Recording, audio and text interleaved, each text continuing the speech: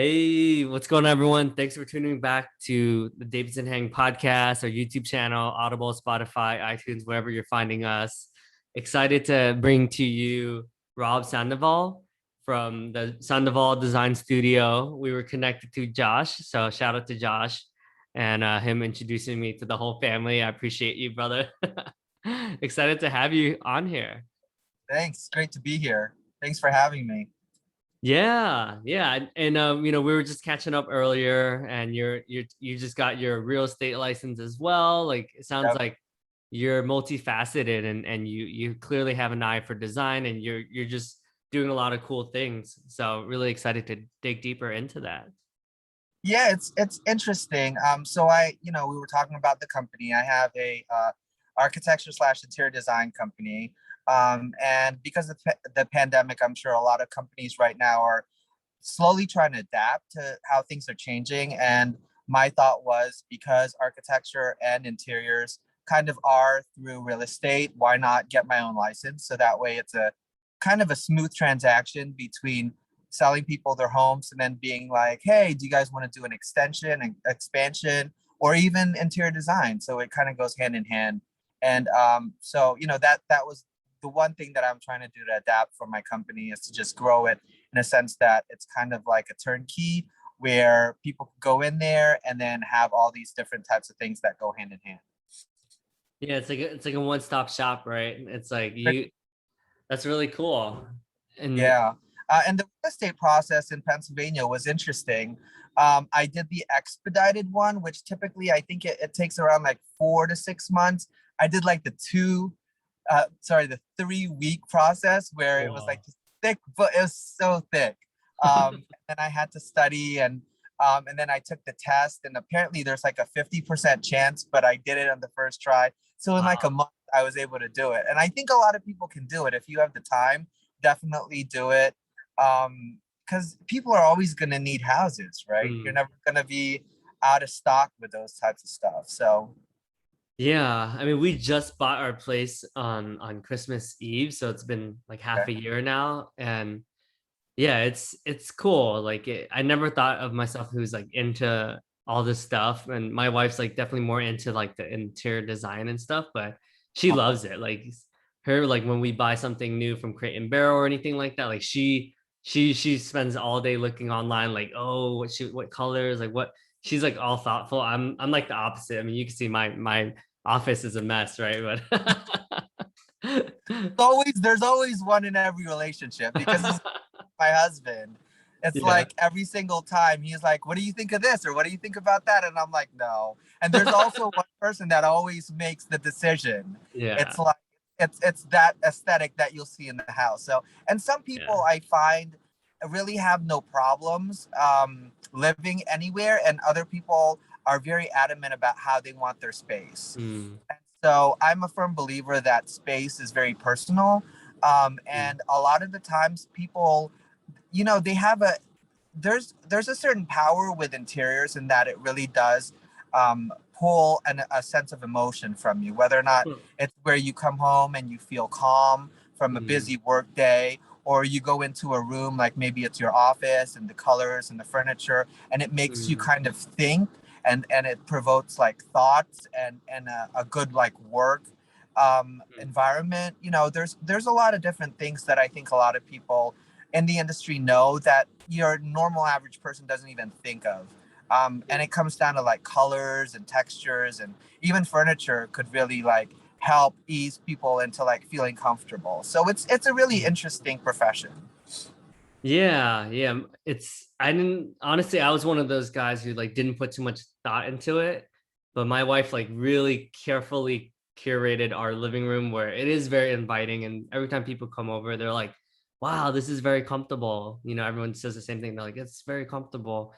And yeah, I never really put too much thought into it because I was living in Manhattan, which was a small studio, right? But even that, like she thought like about everything. And I always took it for granted, but then I started going to other people's houses. I'm like, oh, actually, like she definitely did put a lot of thought into this compared to like most people, you know. So That's yeah, cool. it's fascinating. I feel like I'm learning something new. Like I feel like I'm such a homebody now, whereas before I was in the city all the time. Yeah, well, that's what the pandemic's gonna do, right? I feel like everybody now has that interest in sprucing up their house because it's where they're at all the time. Yeah. I know last year during the pandemic, there was a huge spike in the amount of people purchasing home furniture, especially home Yeah. office furniture, because a lot of people were spending a lot more time at home, working from home. So they Mhm. wanted a space that really was conducive to working. And so you saw a lot of companies like Crate and Barrel and Pottery Barn, West Elm. A lot of those Mhm. people really did have to change the way that they were doing their order because people were just ordering online and picking it up. But there was a Mhm. huge spike with the amount of Yeah. furniture that they were selling, and even to the point where a lot of the companies couldn't even couldn't take the amount of ordering because there were only so Yeah. much stock, and remember the time people weren't producing anything as well. So it's insane, and it's actually continued now. People, I think, Mhm. have a different mindset in their environment and where they live. I Mhm. don't know if you like go to an office, or I mean, it looks like you work in your home, but Yeah. some people now have completely like transformed their homes to be their offices. Yeah. So it's really interesting. Mhm.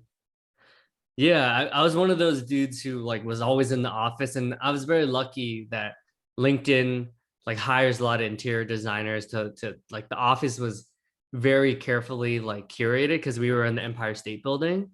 Okay. Oh, So that's yeah, so it was really cool. And then I never really appreciated offices until I work at LinkedIn. I was like, wow, like even the design of meeting like coffee water cooler chats, like everything was designed so that you run into people, right? So there were a lot of social spaces. So it was just cool because it was designed for people you would meet more people every day. And I was like, yep. huh, like there was a lot of thought that they put into all that. Yeah. It's not all pretty colors and textures and like materials and stuff. I think that that's like a misconception with when people think of like interior design, especially when it comes to commercial interiors, because it's all about how people interact in the space. And just like Mhm. you were mentioning, when anybody goes into like a cooler area where they're getting water, they try to make it more of a social experience. And so people Yeah. do stand there and talk, and feel comfortable in that space. Maybe there's like some seating spaces there where you could kind of sit down and just take a break. But yeah, Yeah. everything is pretty much curated to make sure that it's an experience and not just a pretty picture. Because people at the end of the day have to interact in spaces. Yeah. So it sounds like you do both commercial and residential for both. Yeah, I do a lot of commercial for hospital. There was a hospital close to New York. It was Valley Hospital, actually in Yeah. Jersey, Yeah. and they were all about experience, as well as when it comes down to like hospital interiors.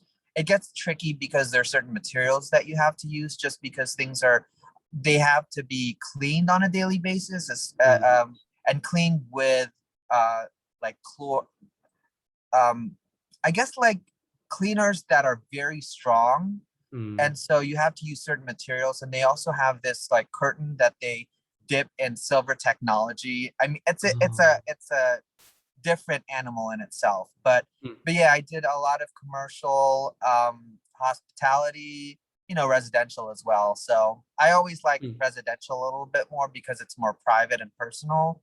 Yeah. So yeah. That's interesting. And then is it like I'm sure every project's different, but is it by project or by hour? Like how does it go for typically like because I think people probably think, oh, can I afford an interior designer? Or do you think is it catered more for like the upper class? I mean, I kind of just asked you like a lot of questions, but No, that's a great question. I think a lot of people are reluctant right now with I'd say with the advent of tech with computers, let's just say the internet.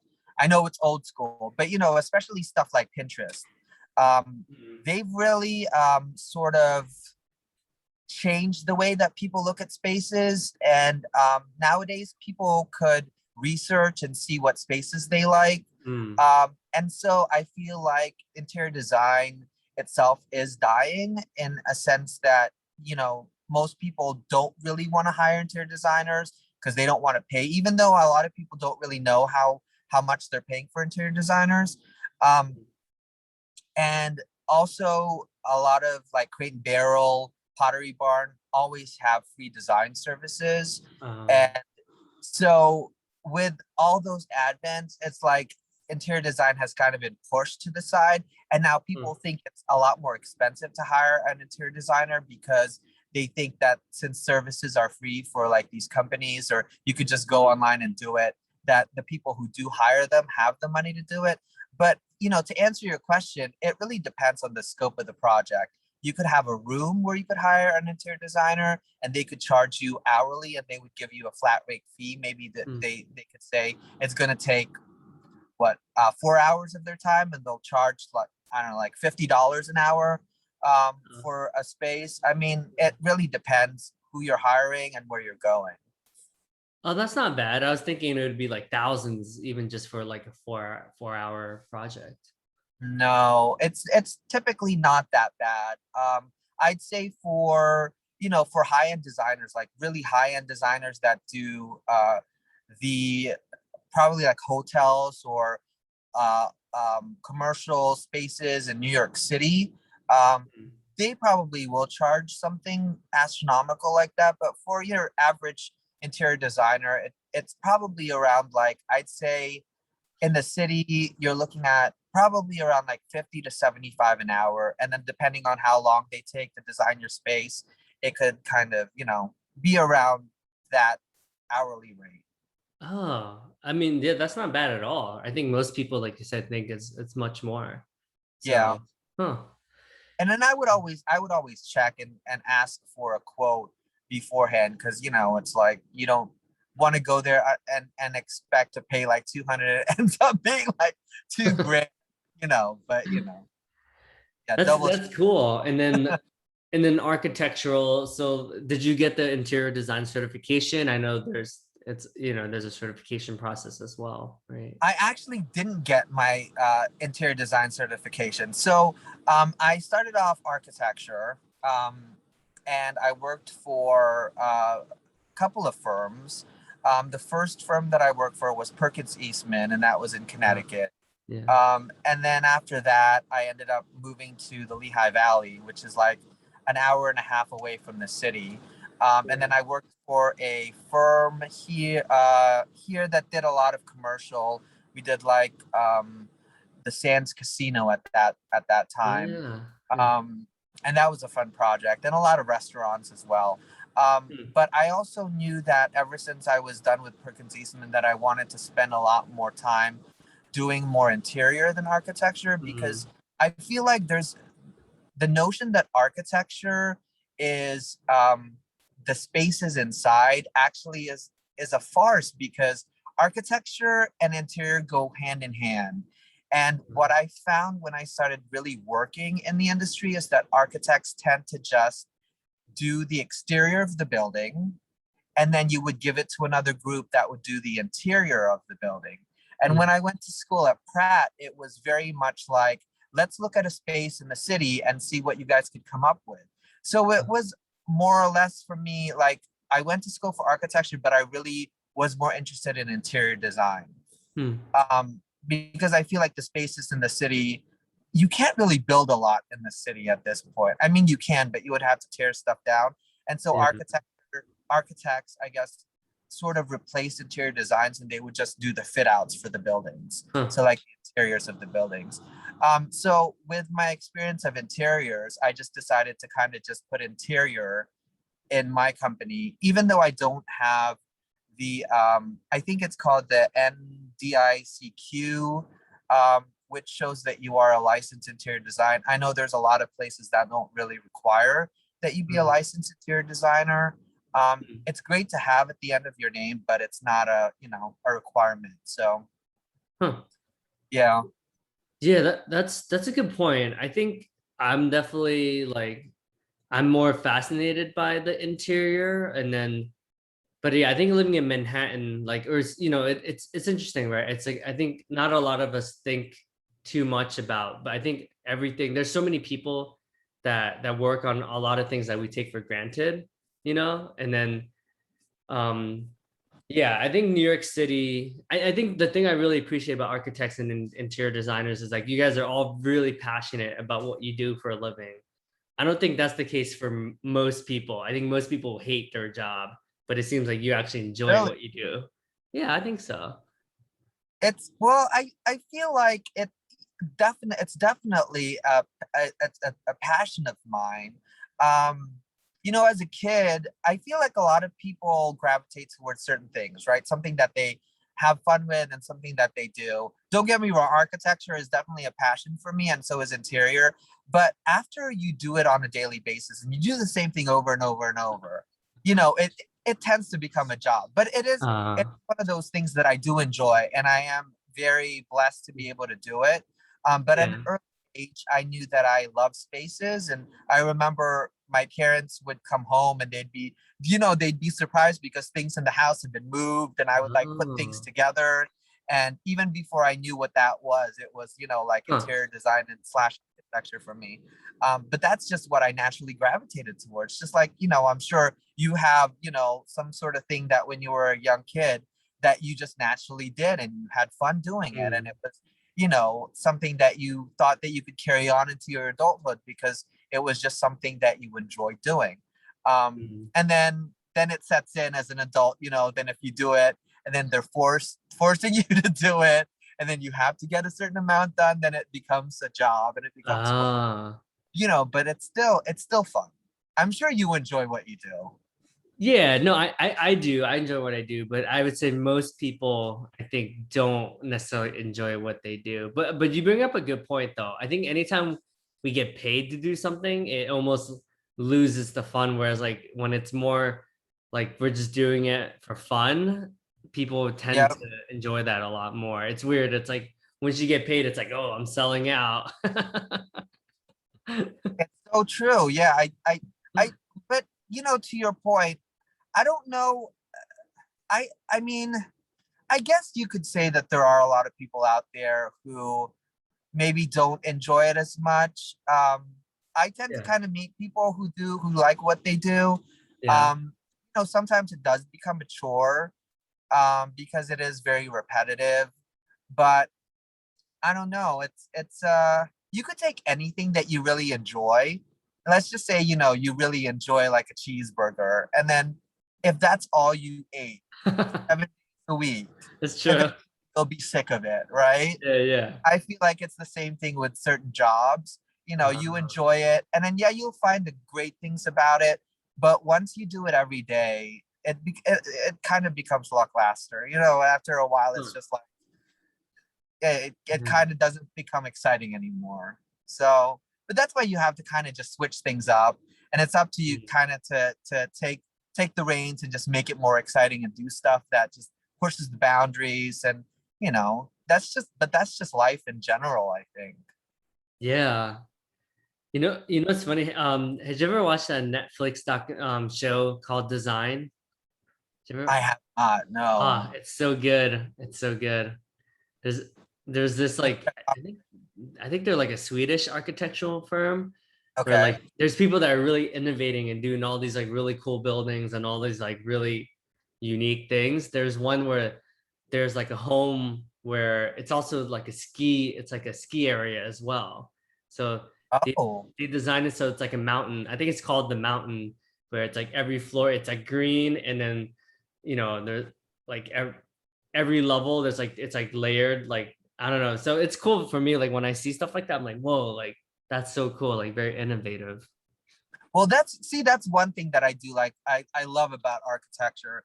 Um, is the fact that it is a forward thinking type of profession where I think as an architect and as a artist and as a designer, because I could clump that all together, we tend to have a vision of something, whether or not it's like a building or a piece of art or an installation or an interior. And it's a vision we have in our head. And our work really is to try to make and imitate what we see in our head and put it out for people to actually walk through. That is the final product. And whether or not it's, like any of those artists or designers, anybody that does something just like you were talking about that takes it to a different level, I'm always in such awe when people have that, because it's incredible. Like, it's something that nobody's ever seen before. Like, how Mm. do you even think of making a building into a slope or a ski slope? I mean, it's like mind blowing, right? Yeah, yeah, So stuff like that, you know, it's a rarity for people to get those types of projects.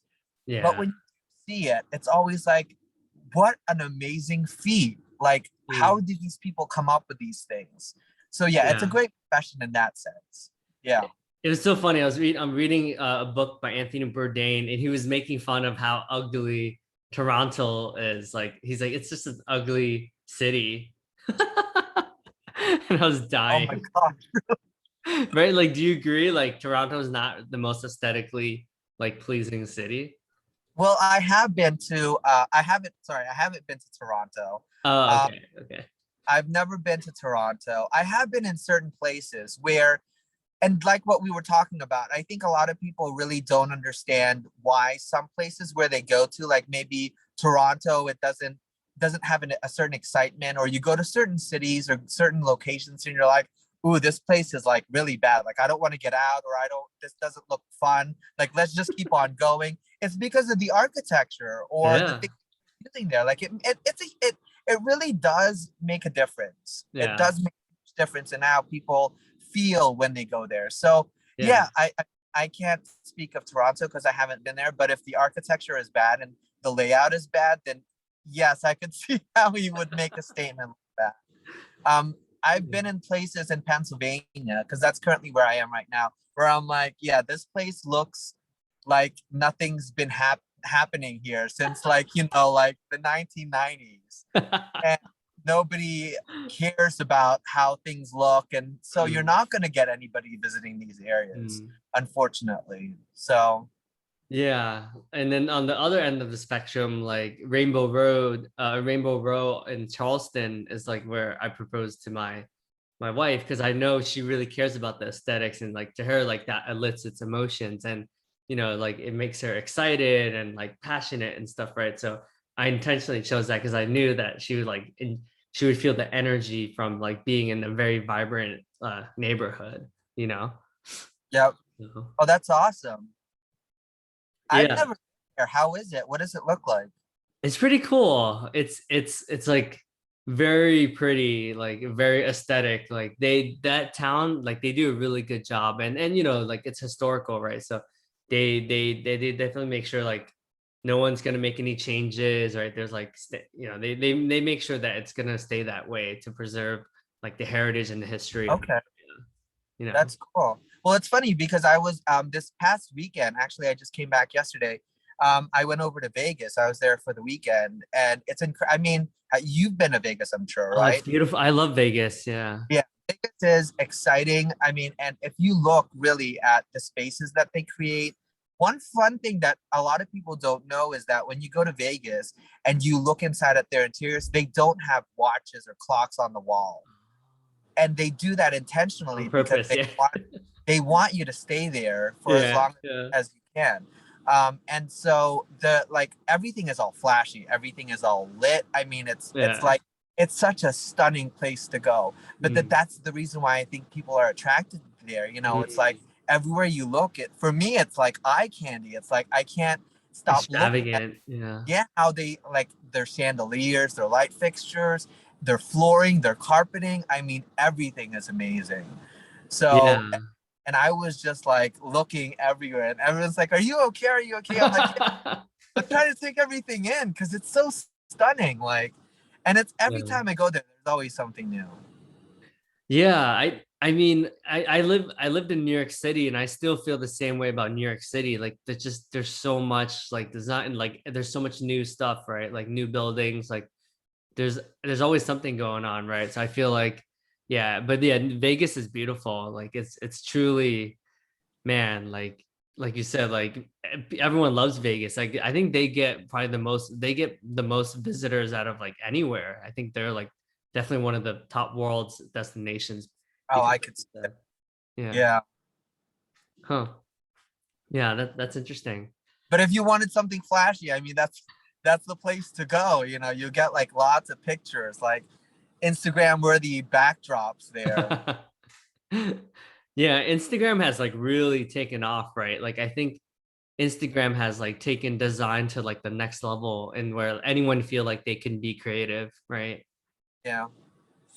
Yeah, Yeah. I think Instagram definitely has TikTok now is the new thing. I don't Mm. necessarily go there because I know it's highly addictive.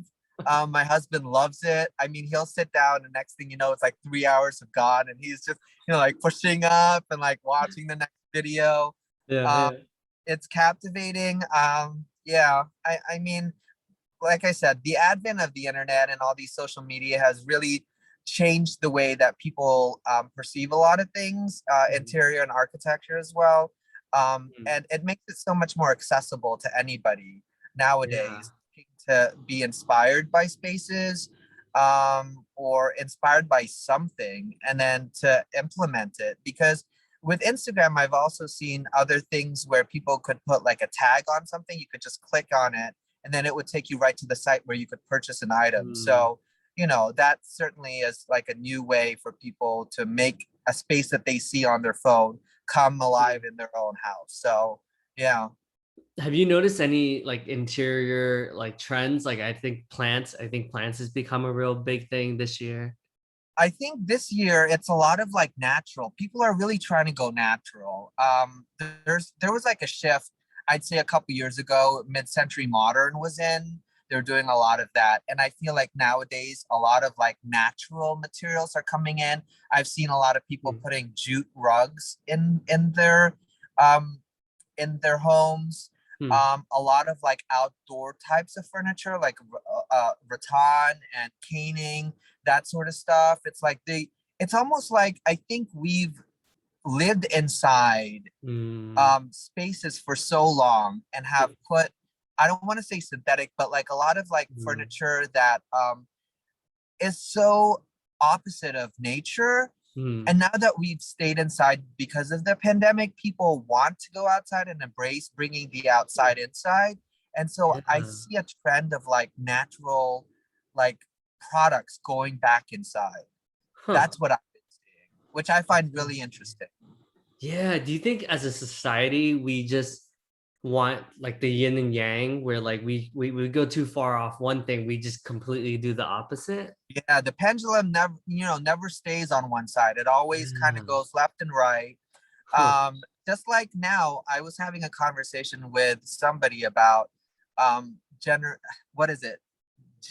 Is it Gen Z? I Yeah. think it is, right? And how I think they started taking on the fashion of the 70s. I think that's making a comeback now. Yeah. Um, with the bell bottom. I don't know if it's bell bottoms, but I know it's the Yeah. high waist jeans. Yeah. Um, there is a flow. If you really look at stuff, how trends come and go. It's the same thing Mm, with interiors and with art. Maybe not mm, so much architecture, but definitely interiors. There is a mm, swing and there is a cycle. And like what we've seen with natural stuff, they've done before. And it's going to keep on doing it that way. I think people like to change. Definitely companies like Crate and Barrel and Pottery Barn, West Elm help with that because, of mm, course, it's a business and they need to sell stuff. But yeah, I really do feel like people constantly want to change because they want their environment to change as well, right? mm. We all kind of want something new and different. And so, that's just Yeah. how we are. It's a human nature thing. Yeah. Yeah, it's interesting. I think the world is interesting where I think we just like change. Like a lot of us like change, right? We don't want to be too stagnant in anything, right? So whether it's a new wardrobe or new style, new haircut, like we want variety. I think that's one of the most interesting things about life, right? Right. Yeah. I, yep, I agree. Huh. Well, on a completely different topic, I'm curious, your thoughts on like, do you think in Asian society, I know you're Filipino, right? Are Right. we becoming more accepting of the LGBTQ community, or do Oh, we? that's a great question. So I was actually born in the Philippines. until I was 9, and then we moved here. Um, I haven't really gone back in a long time. I'd say the last time I was back was a good at least 7 years ago.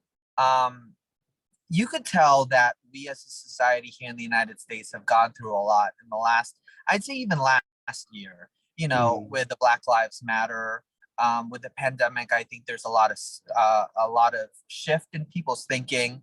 And mm, I'd even say with the way that TikTok has really kind of put new different people, whether or not they're different ethnicities, different colors, mm, different kind of thoughts, even with the LGBTQ nowadays, it's like it's easy to just go to any social media and see that there are people out there that are different. And so, to mm, answer your question, whether or not in the Philippines it's changing, I don't know. Um, I think we have a lot more here in the United States to be thankful for LGBT rights in terms of mm, people really fighting for equality for us in mm, the Philippines, because it's a lot of it is rooted, and this is my personal belief, in Filipinos tend to be very religious and very traditional.